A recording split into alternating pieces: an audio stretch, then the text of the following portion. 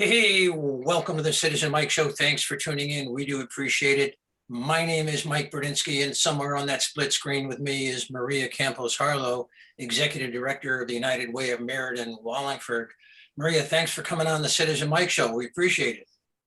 Thank you for having me, Mike. I'm happy to be here. Yeah, and the reason why I asked you to come on the show was because we've been having a conversation here on the Citizen Mike Show, and to some extent on the town council, about what to do with $13 million of federal funds that has come to Wallingford thanks to the American Rescue Plan Act we call ARPA.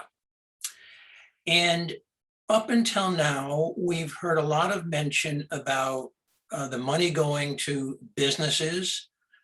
Sometimes we hear, if you follow town council meetings, that, okay, maybe public projects.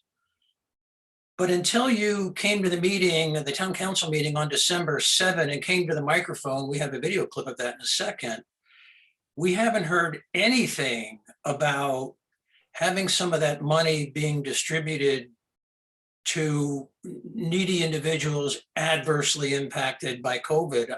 I think you sort of broke the ice on that. Before I play the video clip, I just want to ask you, why is it, how did it happen that you came to that meeting and decided to speak out? Well, Mike, because I see this as a tremendous opportunity to do something meaningful to help those who are struggling in our community. And there are other communities that are already doing this. So Meriden, for instance, is one of the communities that is already distributing funds. And we, as a network of nonprofits in Meriden, conducted a needs assessment in the community to be able to establish what are the greatest needs in the community of Meriden and how we can respond to those needs. So Meriden officials are already open to this, and I wanted to bring that same initiative to Wallingford.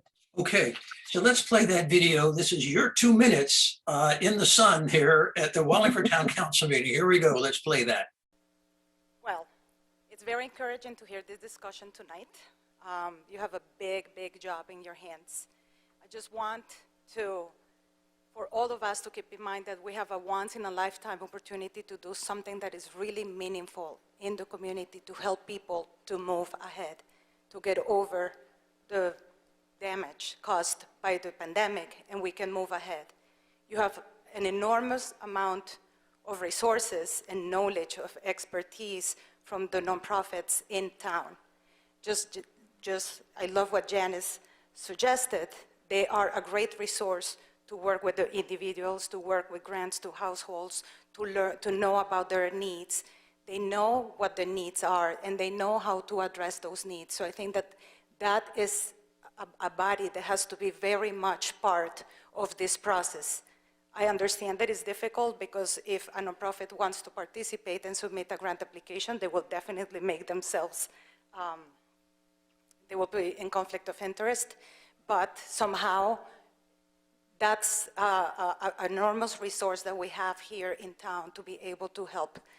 There are all the minutiae, I'm talking about the grant making, grant applications. Again, that's something else that you can come back to the nonprofits. We have a lot of experience working in that area, and that's something else that we can help. I just commend you for having this conversation. Is robust, it's an enormous responsibility, and let's keep in mind that this is COVID response and COVID recovery. We can do a lot with that money to be able to help people to get off this situation and move up. So thank you for your work. Please reach out to your local nonprofits, get our opinion and our feedback, because it will be very helpful in this process. So thank you. So Maria, the notion that individuals and struggling households possibly could get some benefit from ARPA money is not an idea that you or I cooked up. This is actually in the federal regulations. And I just want to read a summary that comes to us thanks to the Connecticut Conference of Municipalities, which is regarded generally as an authority on these kinds of things. So this is what they said, that one of the uses for ARPA money can address negative economic impacts, including assistance to business and households, including assistance to families, those unemployed, small businesses and nonprofits, or aid to impacted industries such as tourism, travel, and hospitality through grants or loans. So that's the legal basis for our discussing this. And the United Way had a little discussion on its website. It may be out of date now, but we're going to get to that. Talking about COVID, on its website, you guys said this: as of the writing of this report, Connecticut United Way's COVID-19 Response Fund has provided over 3,000 households with $600,000 in crucial financial assistance. Another 500,000 will continue to be distributed throughout the pandemic to assist 2,500 additional households. This relief has been used by struggling households, you call it ALICE, which is an acronym for something, but it's families that are struggling to make ends meet, basically, that were in need of immediate financial assistance due to loss of income in work or quarantine and health concerns, to help purchase food, household supplies, medicine, and pay bills. Many local United Ways across the state have used their own funds to try to address the situation. So Maria, when we talk about Wallingford, not Meriden, because we don't care about Meriden, we're interested in Wallingford, how do we know how many folks, how many families in Wallingford are struggling more because of the pandemic? There are a number of ways to find out. So one of the resources that we have is Connecticut United Ways supports the 211 call center or online service. So people who are in need of services, they either call or they log into the website and they seek a variety of services. So there is, 211 has a website where you can pull the data and information about those calls. So we can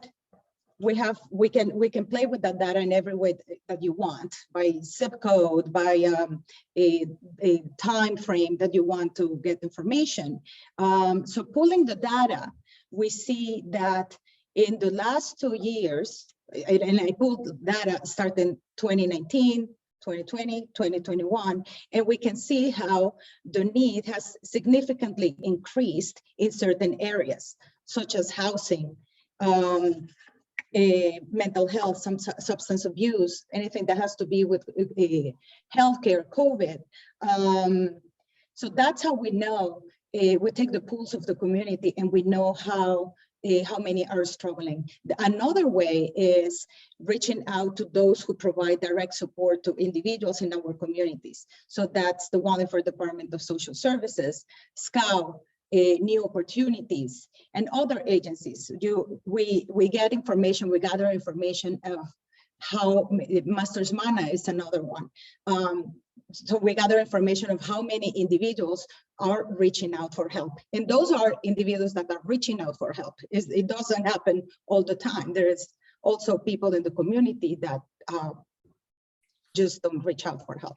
Yeah, so while we're talking, I'm going to put up an image on the screen. It'll cover up you and me, but it shows the growth of calls for assistance in certain areas. And it's the big increase during the COVID years, during the COVID months, is, as you say, housing and shelter, healthcare, and COVID assistance, and mental health and addictions. But we skeptics in Wallingford may say, okay, but maybe it's only 10 people, maybe it's only a dozen or 20. Is there any way now that we can get an estimate, a rough idea, as to how many people in Wallingford might qualify for ARPA assistance? And if we don't know, what tools would we use to find out what the need is in numbers? Well, we need to, so there is, again, we can reach out to those social service agencies that are providing services right now directly to the community. There is also census data. There was agencies like New Opportunities of Greater New Haven, SCOW, Youth and Social Services, Master Mana. They can give us an overview, a picture of how the number of people that are being served currently. Do you think it's more than a few hundred? Yes, it's absolutely. I do not have all the data as of now, but between the Department of Youth and Social Services and SCOW, they have now over 500 active cases of people who are receiving services. In Wallingford, this is just in Wallingford alone. This is Wallingford alone, and still we can get data also from New Opportunities, which is another agency that provides a variety of services to individuals. They help individuals to access government benefits and participate in any other programs that can help them. Another place is definitely Master's Mana. They can give us information about how many people are reaching out for food. We can do a good work to be able to determine, to get an idea of the size of the need as of now. Got it. So the decisions about how to distribute this $13 million, those decisions might be made in January, February, or March. And I'm just wondering, as a practical matter, how quickly, I don't mean to handcuff you here, but we are interested in how quickly this data could be amassed, compiled, and put in front of the towns somehow as a rough estimate. We could do it could take a couple of weeks. That is okay. This is a challenging time because this is holiday program time. So as agencies are busy with other things, but after all of this rush goes away, we can pull the data. There is another additional report, and the one that you were mentioning earlier is United Ways, a number of United Ways across the country advocate for the ALICE population, and they produce this report. ALICE is an acronym for those who are asset limited, income constrained, employed. So it's that segment of the population that they are above poverty level, so they don't qualify for any government benefits, but they struggle to make ends meet due to the cost of living. The cost of living in our state is very high. And the ALICE population in Connecticut is 38% of the population. This is as the ALICE report that was as the time of when the 2020 ALICE report was released, that it was in the fall of 2020. So it doesn't really have the numbers of the full picture of the damage caused by the pandemic. In Wallingford, that number is 33%. So in Wallingford, according to the census, the poverty level is around 5%, 28% of the rest, the other 28% are people who are struggling to make ends meet. Are you saying that 28% of Wallingford's population is in this ALICE, I called it earlier, struggling household, struggling to make ends meet? We mean the same thing. Yes. Are you saying 28% of Wallingford's population is in that category, above the poverty line, but yes, but really struggling? Well, that's as of the release of the 2020 report, yes. Okay. Now, there's a couple of things that you mentioned earlier that were new to me in preparing for the show, and that may be new for our viewers, so I want to go back and slow down on it. You mentioned 211 as a phone number, and I never knew that existed. So if you are an individual and you've got some needs, you've got to talk to someone right away, you just dial 211? Yes. You dial 211 and you reach a customer service specialist, and they talk to you and they ask questions so they can determine what type of assistance you could be eligible, and and they direct you to your area. Another thing that we need to keep in mind 211 is maxed out. This is a very busy time since the pandemic. So it's harder to, there are many people who not necessarily are accounted here because the volume is so high. The volume of calls is so high. But it's definitely a service that can give us a lot of data about the need and very detailed about the need in our community.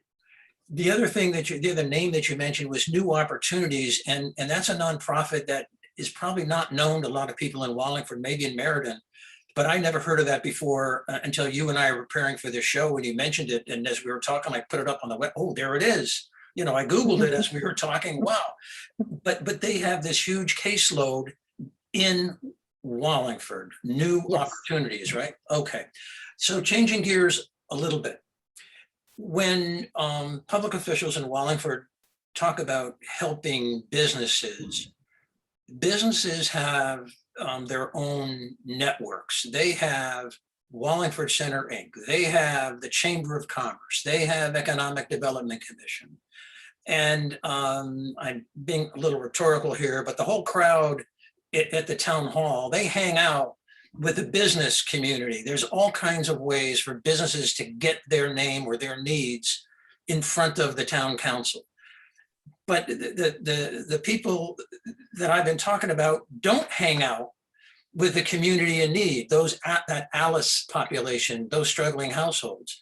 And so I'm concerned that those individuals without an organized voice like Wallingford Center Inc. may not be found. How do we find them? How do we identify who they are so that we can help them with this money? But I think that as soon as we narrow down this project and how we determine eligibility and the process of how people will be able to apply and where, there has to be we have to advertise the program, and we need to do it widely in the community. The town will do it, the local nonprofits will do it, the Chamber of Commerce will do it. I mean, everybody will be out there informing the community about this opportunity. And hopefully people will reach out to the entities that are going to be offering assistance. So I think you're confident that between advertising in usual ways, print media and record journal, basically. Yes. Social media, is that? Social media is big. Social media is big. It's a very effective way to promote the services. And that takes money, but we can solve that because we've got money.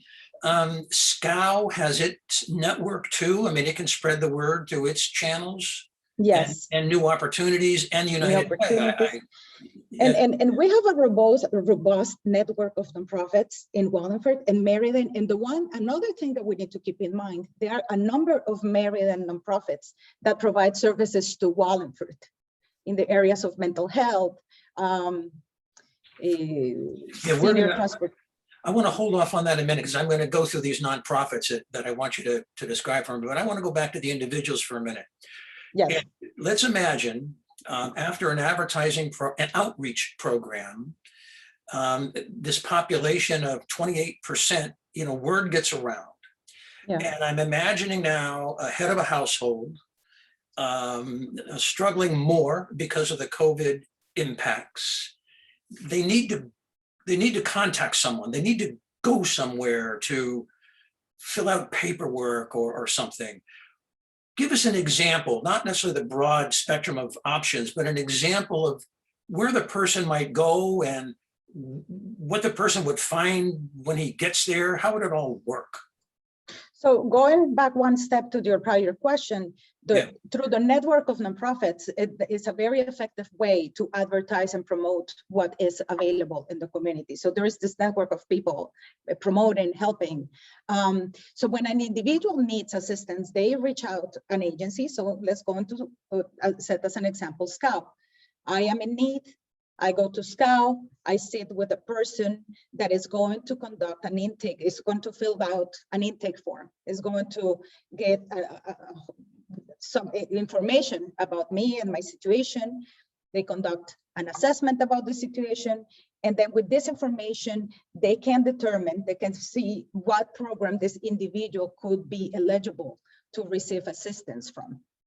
The person, so there are some programs that people need to complete an application form. SCOW will help them with that. Then the person receives the assistance. We make sure that things are working. Perhaps the person is looking for assistance to pay their rent. So SCOW determines what program will help them with that. SCOW will write a check to the landlord, or if it's utilities, to the utility vendor. And then after that, after the person received help, there is a follow-up from the agency to the individual to make sure that things are working how they should be working and that everything is fine.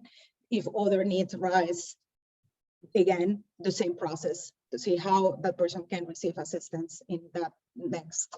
So I want to go over this a little bit and put in my own words, just so I can make sure I understand it. So someone who in the struggling household hears about the program and they might choose to go to SCOW. I gather they could go other places too, but let's just talk about SCOW. So they would go to SCOW and kind of walk in the door and say, I've heard of ARPA assistance.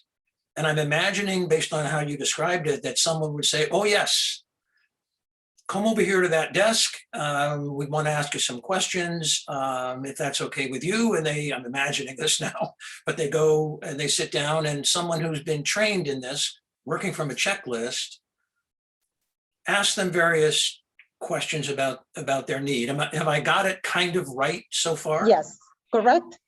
Yeah, and then the interviewer may say, well, we need to prove your rent, the amount of your rent. I mean, you've told us what it is. Yes. There may be, you've said you've been laid off. I need to see your layoff note. Right, yes. There would be documentation that would be to required. Prove the situation. Yes, absolutely. And the reason why I'm pausing on this is I think there's some fear in the Wallingford community that people seeking assistance are trying to game the system or cheat or double dip and get state benefits and ARPA benefits, and the system, wouldn't be secure or verifiable. How would you react to that fear? What I just so it is a reasonable fear, and in some cases you get some of that, but people need to be confident that first of all, the individuals that conduct these assessments, they're very knowledgeable about this, how this process go. And in addition to that, the agencies, local agencies work very well together. So Youth and Social Services, SCOW, if Masters Management, for instance, is an agency that is involved in this process, they all communicate. We make sure that there are no duplications, that the same person is not going to 3 places at the same time to receive a type of assistance. So that helps avoid a lot of that concern. So now I'm sort of getting into the administrative work, but we're worried about, it's legitimate concern. And I'm imagining this is an example that maybe SCOW in the course of a month takes in 20 helps complete 20 applications, and they're pre-screened, and SCOW does what it can to verify it. What is a way, where does it go from there? Would SCOW write the check, or would it be a part of a bundle that would go up to the town hall, or? So those are the details. Those are the details that have to be fleshed out with the town. For instance, SCOW can write the checks to the vendors. SCOW has also the ability to fill, to have cash cards and fill them up. Like a Stop and Shop gift card or something? Yes, well, not necessarily, but like a Visa card. Okay. That they can, it's easier, or the best way to do it is really giving through Visa cards or making payments directly to vendors. But I mean, there are sometimes there are programs that they give, well, not cash, it's Visa cards normally. That's okay. how it goes. But those details will have to be fleshed out with the town and whoever the players of this initiative. But that's solvable. You think that's a solvable problem? Absolutely, that is absolutely. It's just, I think that it's very important to sit down, go through the process, and that's why the input of the Department of Youth and Social Services and SCOW and New Opportunities is very important to talk to them, because they have the experience doing all of this. So they have been doing this, that's what they do, day in and day out. So it's put together very clear guidelines on who can apply, how you can apply, in very clear guidelines, come up with an application, a page form, and think about all the information, because there will be information that have to be sent back to the Department of Treasury. So make sure that in that intake form, in that application form, we also have all the information that is going to be needed afterwards to report back to the government. The reason, again, the reason why I want to focus on this is that I'm worried that public officials or the public may be so worried about the administrative burden, like the town council, they may think, well, the town council can't decide 300 applications for individual assistance. It's just not administratively possible. No. So, but that's not a reason to defeat the program. That's not a reason to defeat what we're talking about. But what I hear you saying is this could be delegated either to Youth and Social Services as a funnel, I mean, it all could funnel there, or it could be delegated to the nonprofits like SCOW. Yes. Is that a fair recap of your thinking? Yes. I just, the two players that I see in Wallingford that do this day in, day out, they know how to do it, are those two organizations. So there is no way, there is no need to reinvent the wheel. You just need to trust the resources that you have already in your community. Got it. I want to talk now about some individual nonprofits and how you see their role. And let's supposing someone initially comes to SCOW, and there's obviously a mental health issue. Either kids in school are under stress, maybe that's migrated to the entire family. I mean, I don't know. I mean, anything could happen. But when it comes to mental health services, can you walk me through how someone with that need could get help using ARPA money? And again, all of this has to be mapped out, but an individual, a mother has a child who has been struggling during the pandemic, needs mental health services, go to SCOW, and goes through the process that SCOW offers, and then SCOW looks at the resources available for our community. Child Guidance Clinic is one of those. Is located in Meriden, but they offer services to Wallingford. So it's a matter of going through those details and who are going to be the nonprofits that are going to be responding to the different needs that are in the community. Supposing the issue is housing. They're about to be evicted because somebody missed a couple of paychecks because the restaurant closed down or the business closed down. And that has to happen quick. I mean, the landlord may not wait forever. Maybe a letter from somebody could hold off an eviction process. But if housing is the issue, how would the system work? So I think that in my opinion, and this is right off the cuff, we should put on the budget for all of this ARPA funds that we're going to be distributing in the community, we have to have a pot of money that goes for rent assistance. And that's when an individual is in that situation, they reach out to a youth and social services or STEL, and says I need assistance with my rent. They will go through the process that is implemented already for that purpose, and youth and social services will write a check to the landlord using ARPA funding. If that's the way that we decide to go, we have to do, so those are the conversations that is important to sit down with the nonprofits and decide how we want to respond. What are the needs that are that came up, particularly due to the COVID pandemic shutdown, and how are we going to respond to those needs? So you need to have these people at the table because they are the ones that do this type of work and they know how to respond to the needs.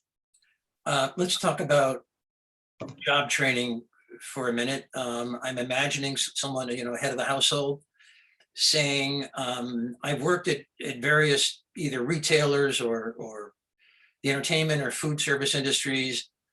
I get shut down, my hours get rescheduled. I mean, it just isn't working anymore. I need to find a new career path. If there's another pandemic, another shutdown, I'm in bankruptcy. I need help with my skills. I'm going to assume, arguendo, that money for job training would qualify under ARPA unless you think it doesn't. Do you think there's a possibility that job training would work? There is an absolute possibility that it will work. I'm very passionate. I'm very, very passionate about this because because of the public health emergency and the shutdown that came afterwards, the employment environment scene completely changed, and it's specifically because of the pandemic.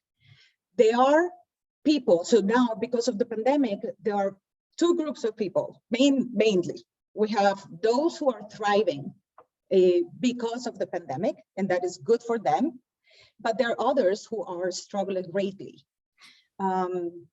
We can say that people, and we can think that people rather stay at home instead of getting back to work. In a way, it's true, but you have to put yourself in the shoes of individuals who have been, so the cost of living in this state is so high. If you live on minimum wage, you're never gonna make ends meet. You will always be behind. Before the pandemic, people had 2-3 jobs, leave their children, God knows where, for childcare. There is not enough money for healthcare. There is not enough money to buy the most basic needs. The pandemic came, people slowed down. People had the opportunity to, those who have had opportunity to receive unemployment and to receive added benefits, had the opportunity to stop, be more present in their lives, in their families, with their children, maybe pay off a little bit of their debt, have a little breathe after all of this crazy lifestyle. And now we're telling people, okay, time is up. You have to go back to do the same, to be always behind, to be in debt. So will you do it? I don't know. I don't blame people who are in that situation. So I think that a solution for that, and we don't know what the solution is, I guess we're not going to go there, but the solution for that segment of the population is really to help people to improve their skills, to get retrained, and take advantage and put themselves in a position where they can earn a higher income. Take advantage of already existing jobs in our community. They can more meaningfully support their families, and at the same time, our businesses and our companies will benefit from that. There is an enormous crisis of people not being able companies not being able to have employees to fill their jobs. And at the same time, through all of this time, I talk with training organizations, organizations that teach manufacturing skills or jobs in healthcare and etc. They all struggle getting people in their programs. So we have this amazing resource there. We have a community that needs to get back to work. We have companies that are in desperate need of workers. We have to bring all of these pieces together and help our community to get back to work, to make a better income. And in that way, our community benefits for that. Our whole community benefits from that. Well said. So, Maria, I want to just expand a little bit on this idea of nonprofits participating or somehow contributing, I think is a better word, to the distribution of this ARPA money. How could nonprofits sort of get into the conversation and help? I think that nonprofits are candidates to receive ARPA funding in two ways. One of them, because they're businesses that were affected because of the pandemic. Nonprofit organizations couldn't have their fundraisers. Their donors are no longer working, so their ability to raise funds may have been reduced. But the other way also is by providing solutions to the needs of the community. So there are two different ways how nonprofits should be included in this process. Do you think the nonprofits know about Wallingford's pot of money and they could make an application? Do you think word has gotten around to all of them? Oh, once we determine the process and how this is going to look like, I will make sure that nonprofits know that this is available. That solves that little problem. The nonprofits are always there, they keep their eyes on, and they know what's available and what is available to them. And definitely that will be my mission, really, to make sure that they know and they apply and they receive the support that they need and they deserve, because they have been in the forefront of this pandemic, responding, adapting, and helping move forward our community. I want to change the focus a little bit to a town of Wallingford Department, Youth and Social Services. And if you could just explain what has been the history of that department with this 28% that we've been talking about, the ALICE population. What role could they play if utilized to the maximum? What do you think? The Department of Youth and Social Services has been very much, has been a tremendous partner of many of our local nonprofits. SCOW, Masters Mana, the Coalition for a Better Wallingford. They are fully aware of the struggles of the ALICE population. And they're a tremendous partner in all of this effort and in this initiative. We work, the network of nonprofits, and including the Department of Youth and Social Services, work very well together. They each have their strengths and they help each other. And whenever somebody has a weakness, the other one can come up and step in and help. So it's a tremendous partnership that we just have to take advantage of that. This is a perfect marriage to work on this ARPA initiative. So I'm going to walk away from this production of the Citizen Mike Show. I'm going to walk away from this episode and say, ease of administration matters a lot. You know, record keeping matters a lot. A lot of people are afraid of that. And I say, based on what Maria said, we could dump this all on Youth and Social Services. We could have SCOW funneling applications to them, or new opportunities, or mental health agencies. I mean, they could sort of quarterback that segment. I'm not, unless you have an opinion, I'm just saying what I'm taking away from this. And those that are afraid of money getting out of control, maybe it wouldn't if Youth and Social Services is sort of the top of the pyramid and making sure all this is going smoothly. We would have to get them extra help, I'm sure, but there's our ARPA money for that. Am I off the wall here? Is that? No, it is. So I see that there are different pots of money here for the different needs and the different eligible funding opportunities for ARPA.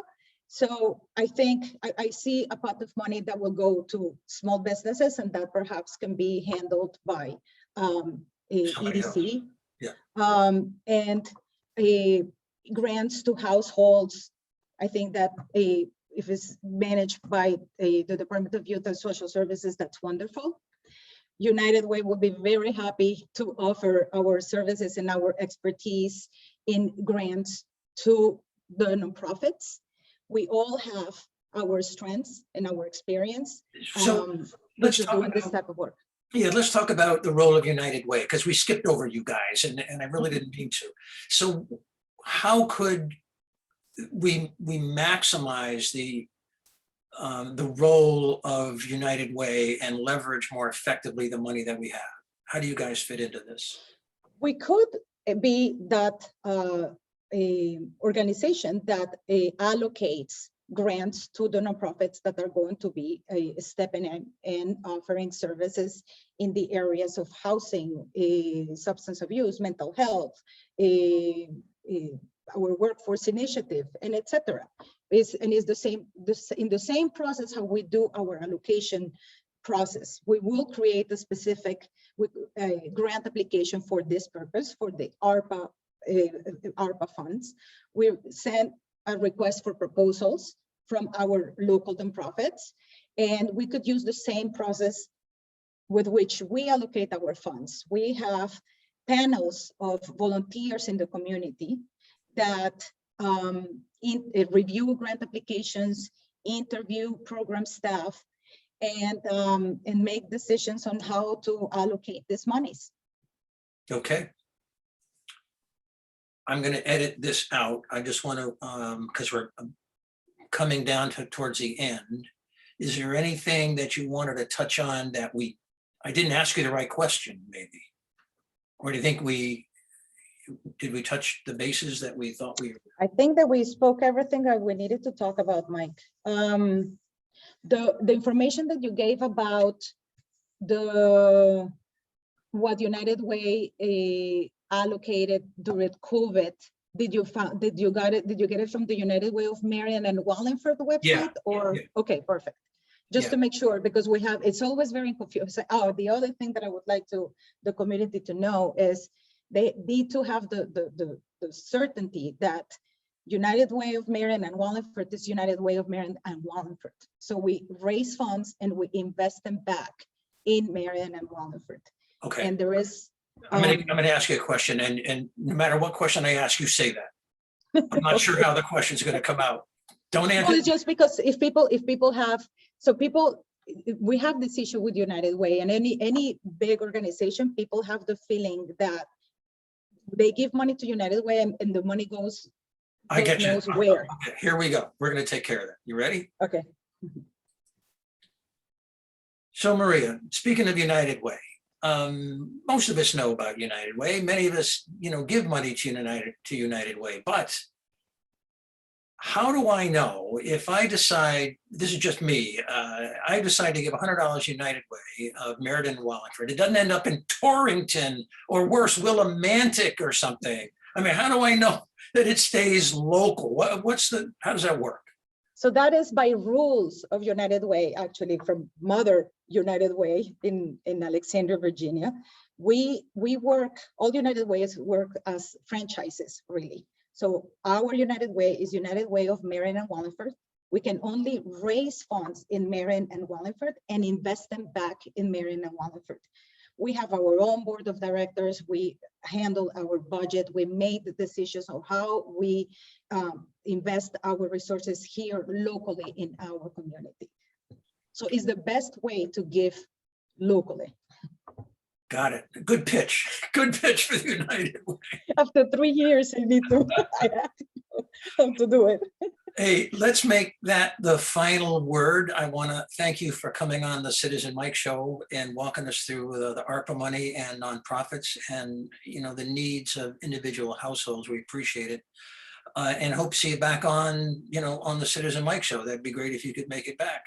I would love to be back. Great. I'm going to hold you to that. I'm making a note. I want to thank you, viewers, for tuning in to the Citizen Mike Show. We produce these shows 2, maybe 3 times a month. WPAA TV broadcasts the Citizen Mike Show during the week at 9 p.m. And we thank WPAA for that. So again, and finally, thanks, Maria. See you next time around. Good night, everybody. Good night.